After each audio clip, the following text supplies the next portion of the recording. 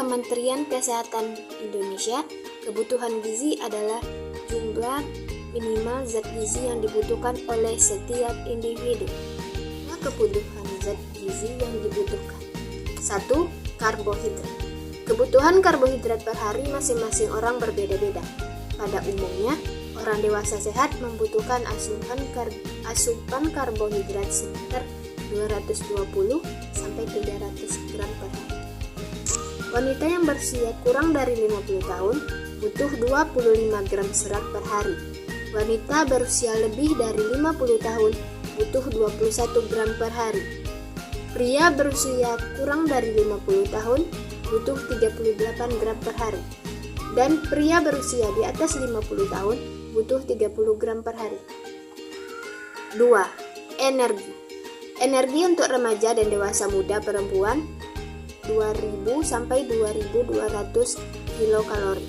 Sedangkan laki-laki antara 2400 sampai 2800 kilokalori setiap hari. 3. Lemak. Lemak merupakan bentuk energi yang paling dekat dalam makanan. Sehingga pengurangan konsumsi lemak akan mengurangi kandungan energi. 4. Vitamin. Vitamin yang berperan dalam metabolisme karbohidrat menjadi energi seperti vitamin A, vitamin B1, vitamin B2, dan niacin. Untuk pertumbuhan tulang diperlukan vitamin D yang cukup, vitamin A, vitamin C, dan vitamin E. 5. Zat besi. Status besi dalam tubuh mempengaruhi efisiensi penyerapan besi yang dapat mengakibatkan penyerapan besi lain. 1. Masalah gizi kurang merupakan suatu keadaan yang terjadi akibat tidak terpenuhinya asupan makanan. Akibatnya akan menurunkan kekebalan tubuh, terjadinya gangguan dalam proses pertumbuhan dan perkembangan, kekurangan energi, dan sulitnya berkonsentrasi. 2. Masalah gizi berlebih merupakan keadaan tubuh seseorang yang mengalami kelebihan berat badan. Kegemukan dapat menimbulkan dampak yang sangat berbahaya, yaitu dengan munculnya penyakit degeneratif seperti diabetes, mellitus, jantung koroner, hipertensi, dan masih banyak lagi. Upaya penanggulangan masalah gizi dilakukan melalui perbaikan pola asuh, pola makan, meningkatkan akses air bersih dan sanitasi, serta peningkatan aktivitas fisik. Kebijakan kesehatan dan pendidikan gizi perlu fokus pada pencegahan dini daripada pengobatan. Penilaian status gizi merupakan penjelasan yang berasal dari data yang diperoleh dengan menggunakan berbagai macam cara untuk mengemukakan suatu populasi atau individu yang memiliki resiko status gizi kurang maupun gizi lebih. Penilaian status gizi terdiri dari dua jenis, yaitu 1. Penilaian langsung dan penilaian tidak langsung. 1. Penilaian langsung. A. Antropometri merupakan salah satu cara penilaian status gizi yang berhubungan dengan ukuran tubuh yang disesuaikan dengan umur dan tingkat gizi seseorang. B. Klinis. Cara penilaian status gizi berdasarkan perubahan yang terjadi berhubungan erat dengan kekurangan maupun kelebihan asupan zat gizi.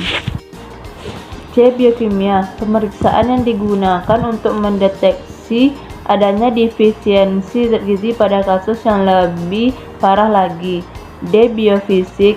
Salah satu penilaian status gizi dengan melihat kemampuan fungsi jaringan dan melihat perubahan status jaringan.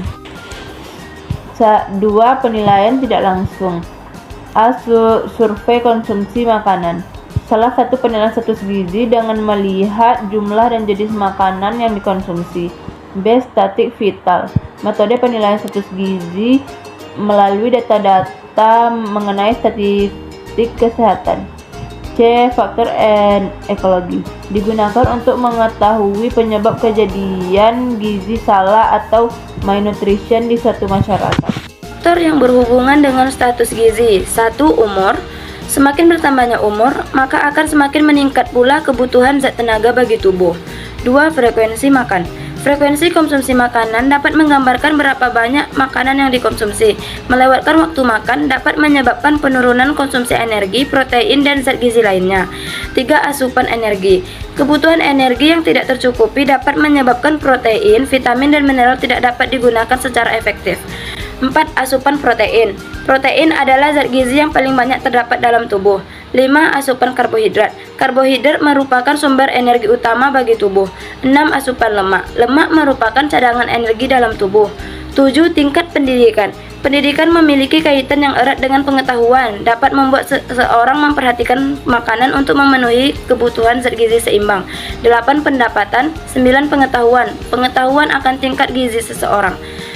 Faktor lain penentu kebutuhan gizi yaitu jenis pekerjaan atau aktivitas yang dilakukan sehari-hari, keadaan fisiologi, dan keadaan khusus.